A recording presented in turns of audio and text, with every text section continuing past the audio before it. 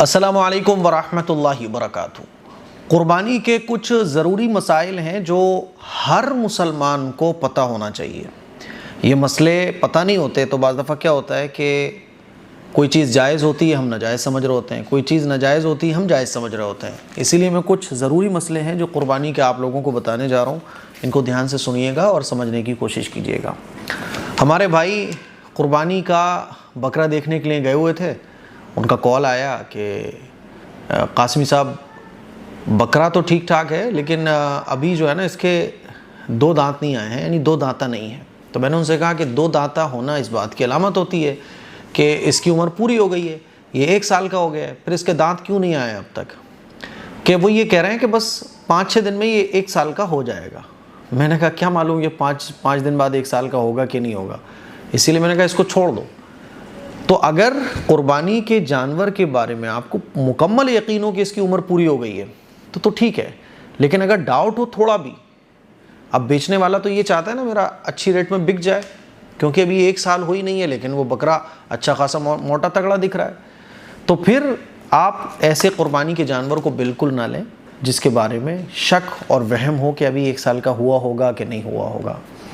قربانی کے جانور میں عمر کا مکمل ہونا ضروری ہے۔ چھوٹے جانور میں جیسے بکرا بکری اگر آپ خرید رہے ہیں تو 1 سال کا ہونا ضروری ہے، اور بڑا جانور جیسے کہ بھینس، پڈا، گائے وغیرہ وغیرہ تو ان کا 2 سال کا ہونا ضروری ہے، اور سب سے بڑا جانور اونٹ، اس کا 5 سال کا ہونا ضروری ہے۔ بھیڑ اور دمبے کے بارے میں یہ ہے کہ اگر یہ 6 مہینے کے بھی ہیں اور دکھنے میں بڑے لگ رہے ہیں 1 سال کے برابر تو ان کی قربانی 6-7 مہینے کے اندر بھی ہو جاتی ہے، لیکن باقی میں عمر کا پورا ہونا ضروری ہے۔ 2 دانتہ یہ اس لیے دیکھا جاتا ہے کیونکہ اصول اور قاعدہ یہی ہے کہ جب ان کی سال مکمل ہو جاتی ہے تو ان کے دانت آ جاتے ہیں اور وہ دانت گر جاتے ہیں۔ لیکن مان لیجئے اگر آپ کو کسی جانور کے بارے میں پورا یقین ہے، آپ کے سامنے وہ پیدا ہوا پلا بڑا کہ 1 سال اس کی مکمل ہو گئی، اس کے 2 سال مکمل ہو گئے، تو پھر دانت ہو نہ ہو اس سے مسئلہ نہیں ہے، اس کی عمر اگر پوری ہو جائے تو اس کی قربانی کرنا درست ہے۔ یہ مسئلہ سمجھنے کا ہے۔ اب آئیے کچھ اور ضروری مسئلے میں آپ کو سمجھاتا ہوں۔ خصی جانور کی قربانی کرنا یہ جائز ہے۔ خصی جانور کی قربانی کرنا یہ جائز نہیں بلکہ افضل بھی ہے، اور اگر کوئی جانور خصی نہیں ہے تو اس کی بھی قربانی ہو جاتی ہے، لیکن افضل یہ ہے کہ خصی جانور کی قربانی ہو۔ دوسرا اہم مسئلہ ہے کہ اگر کوئی آدمی عقیقے کی نیت سے قربانی کے جانور میں اپنا حصہ رکھ لے تو یہ جائز ہے۔ مان لیجیے بڑا جانور ہے، بھینس ہے، اب اس کے اندر 7 حصے ہو سکتے ہیں، اب کوئی آدمی عقیقے کی نیت سے حصہ لے رہا ہے تو قربانی کے جانور میں عقیقے کی نیت سے بھی حصہ لیا جا سکتا ہے، ٹھیک ہے۔ ہاں قربانی کے حصے ہیں، عقیقے کا بھی حصہ ہے، ایک آدمی ویسے ہی گوشت کھانے کی نیت سے حصہ لے رہا ہے تو اس کا پھر حصہ لینا درست نہیں ہوگا۔ اگر ایسے کسی شخص کا حصہ لے لیا جاتا ہے تو کسی کی بھی قربانی ٹھیک نہیں ہوگی۔ یہ بہت ضروری مسئلہ ہے۔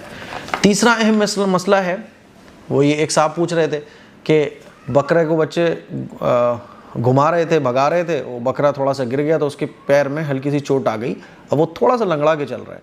تو اگر ایسا لنگڑا جانور جو چلتے وقت پاؤں زمین پر بالکل نہ رکھتا ہو، آپ کا جانور ایسا لنگڑا ہو گیا کہ اس پاؤں کو وہ زمین پہ رکھ ہی نہیں رہا ہے، تو اس کی قربانی جائز نہیں ہوگی۔ لیکن اگر وہ اس کے پاؤں میں چوٹ آ گئی ہے تو وہ اس پاؤں کا سہارا تو لے رہا ہے، اس پاؤں کو ہلکا سا رکھ بھی رہا ہے، لیکن تھوڑا سا لنگڑا کے چل رہا ہے تو پھر اس کی قربانی درست ہو جائے گی، ٹھیک ہے۔ چوتھا اہم مسئلہ ہے کہ اگر جانور کے اکثر دانت ٹوٹ گئے ہوں اور اتنے دانت ٹوٹ گئے جانور کے کہ وہ چارہ بھی نہیں کھا سکتا تو اس کی قربانی جائز نہیں ہے۔ لیکن کچھ دانت ٹوٹے ہیں، چارہ وہ کھا لیتا ہے، کوئی پرابلم کی بات نہیں ہے، تو پھر اس جانور کی قربانی درست ہو جائے گی۔ پانچواں مسئلہ ہے، ہوتا ہے نا کبھی کبھی سینگ ٹوٹ گیا یا کان کٹ گیا یا کچھ اور ہو گیا، جیسے ایک ہمارے سالے صاحب نے دلی سے ایک فوٹو بھیجا بکرے کا، اس کا کیا تھا نا، کان اس کا ہلکا سا کٹا ہوا تھا، تو وہ تھوڑا سا سستے میں مل رہا تھا، اچھا تھا، تو مجھ سے پوچھ رہے تھے، انہوں نے فوٹو بھیجا، میں نے ان کو بتایا کہ اس کی قربانی ہو جائے گی۔ اس مسئلے کو سمجھو آپ، جس جانور کی پیدائشی طور پر 1 یا دونوں کان نہ ہو، یا کان تو ہے لیکن تہائی حصہ یا تہائی سے زیادہ حصہ کٹا ہو یا چرا ہو، تو اس کی قربانی جائز نہیں ہوگی۔ تہائی حصہ یعنی کان کے آپ 3 حصے کر دو تو تہائی حصہ یا تہائی سے زیادہ حصہ کٹا ہوا ہے یا چرا ہوا ہے تو اس کی قربانی درست نہیں ہوگی۔ ہاں اگر تیسرے سے کم، تہائی حصے سے کم کٹا ہوا ہو تو اس کی قربانی جائز ہو جائے گی۔ تو انہوں نے جو مجھے فوٹو بھیجا تھا تو اس کا جو کان تھا ہلکا سا کٹا ہوا تھا لیکن تہائی حصے سے بہت کم تھا وہ، میں نے کہا ہو جائے گی قربانی۔ اب پتہ نہیں انہوں نے لیا ہوگا کہ نہیں لیا ہوگا۔ اگر پیدائشی طور پر کسی کے کان نہ ہو، دونوں یا ایک، تو اس کی بھی قربانی درست نہیں ہوگی۔ اب سینگ کی بات سمجھ لیجئے، اگر جانور کا سینگ ٹوٹا ہوا ہے تو وہ نارمل ٹوٹ گیا ہے، جڑ سے نہیں اکھڑا ہے تو اس کی قربانی درست ہو جائے گی، لیکن اگر اس کا سینگ جڑ سے اکھڑ گیا ہے تو اس کی قربانی درست نہیں ہوگی، یہ یاد رکھیے گا، ٹھیک ہے؟ نارمل سینگ ٹوٹ گیا تو کوئی حرج کی بات نہیں ہے۔ 7واں مسئلہ ہے جانور کی دم کے بارے میں۔ کسی جانور کی دم کٹی ہوئی ہے، اب کیا ہوگا؟ تو اس میں بھی وہی ہے، تہائی حصے سے کم اگر کٹی ہوئی ہے تو قربانی ہو جائے گی، تہائی یا تہائی سے زیادہ کٹی ہوئی ہے تو قربانی نہیں ہوگی۔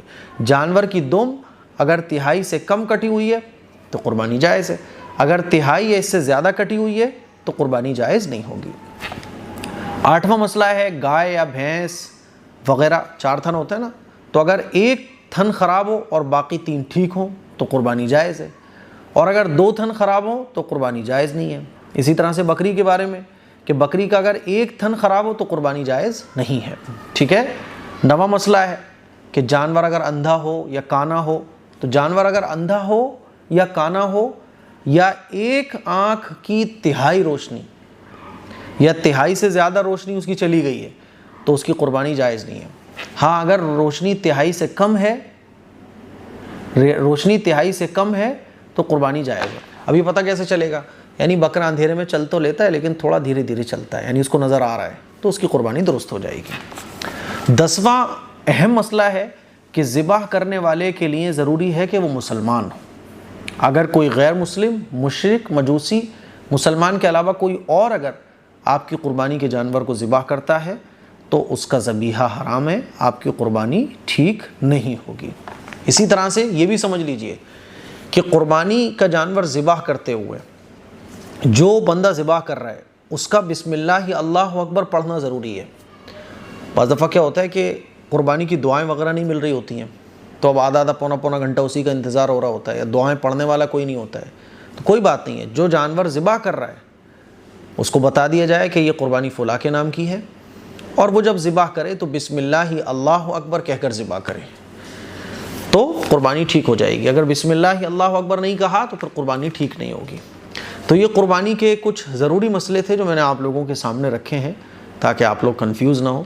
جیسے کہ ایک بھائی نے میرے پاس بھیجا کہ وہ بکرے کو نکال رہے ہوں گے، جو گرل لگی ہوئی ہوتی ہے اس سے، تو وہ لوہا لگ گیا تو کھرونچ آ گئی، تھوڑا سا خون بھی آ گیا، پھر وہ زخم سوکھ گیا، ٹھیک ہو گیا، لیکن نشان باقی تھا۔ میں نے کہا ہو جائے گی قربانی۔ تو یہ ضروری مسئلے جو ہر مسلمان کو پتہ ہونا چاہیے۔ اس کلپ کو شیئر کریں، دوسروں تک پہنچائیں۔